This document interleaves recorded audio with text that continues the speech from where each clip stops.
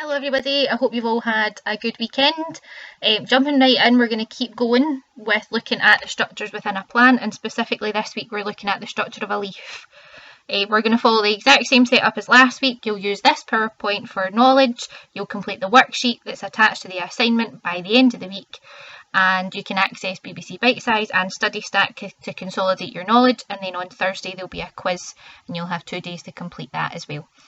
Okay. So today's learning intentions are number 1, learning about the structure of a leaf, and number 2, looking at the functions of each of the layers within the leaf. So looking at learning intention 1, we're looking at the structure of the leaf. The SQA requires you to be able to identify the structures within the leaf and the functions of them. So from a past paper question, this is the structure of a leaf, and working our way from the top to the bottom, we're going to go through each of the layers. So starting from the top, we've got the upper epidermis.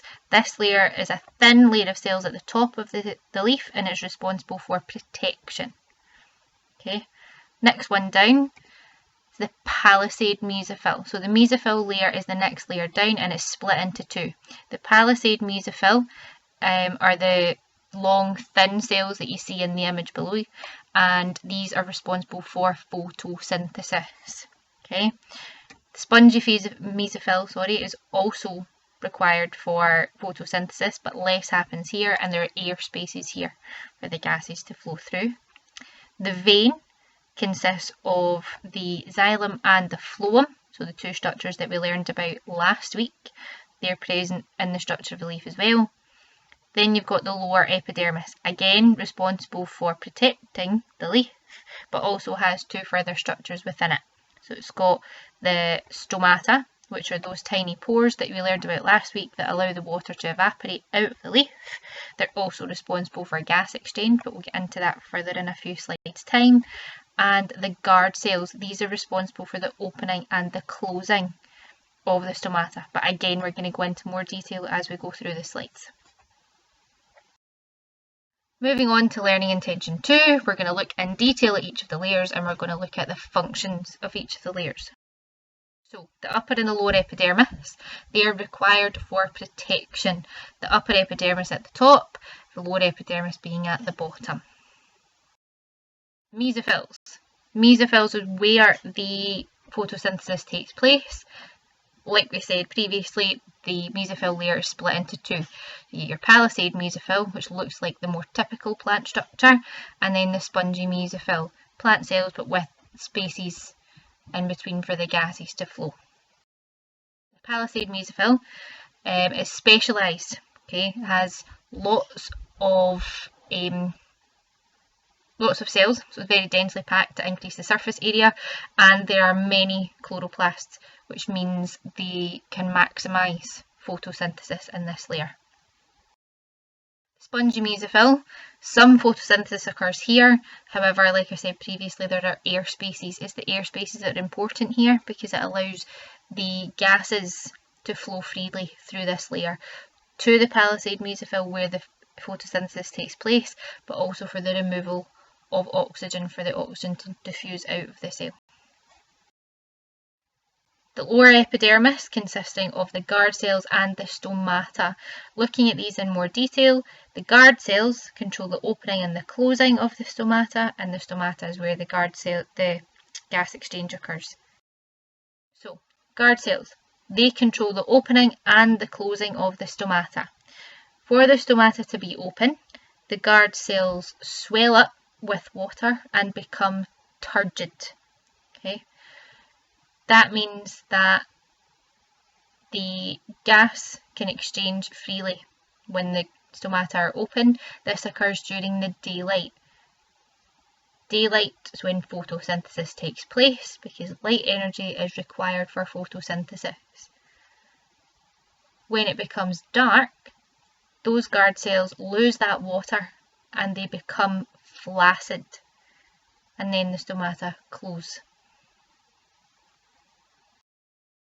The stomata are those tiny holes on the bottom of the leaf. They are responsible for the gas exchange, similar to the alveoli in the lungs. gas exchange takes place during photosynthesis. Carbon dioxide is required, it's a raw material for photosynthesis, so carbon dioxide moves into the leaf.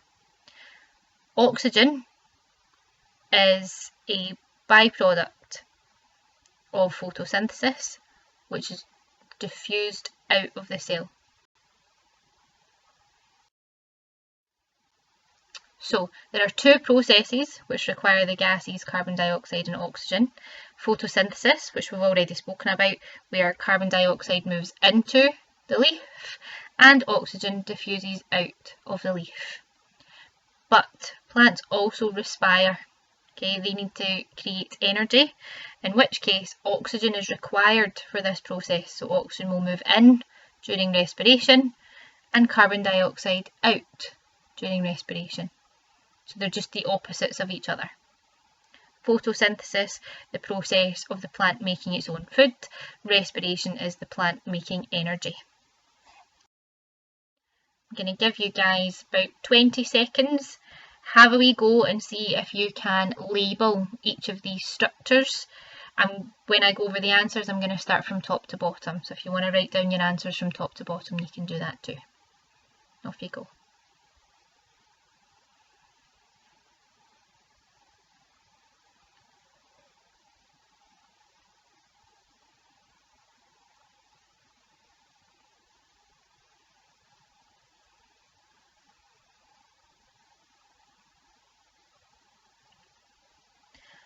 Okay, let's go over these then. So from the top, we've got the upper epidermis, the thin layer of cells that are required for protection.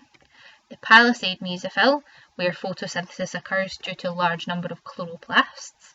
Spongy Mesophyll, where some photosynthesis occurs, but the air spaces allow the gases to flow freely. The lower epidermis, again for protection, but also contains the guard cells, which are required for the opening and the closing of the stomata. Well done if you got those right. So the learning intentions for today, we were learning about the structure of the leaf, each of the layers, and the functions of each of those layers. So now that you have watched the PowerPoint presentation, please access the worksheet which is on the Teams assignment page, and you can complete the answers, download the file and type your own answers in. You can submit this via the Teams page or to me via my email address directly. If you require some more assistance, you can use the Multicellular Organisms Revision Notes, and it's page 25 of these, and these are also attached to the assignment page.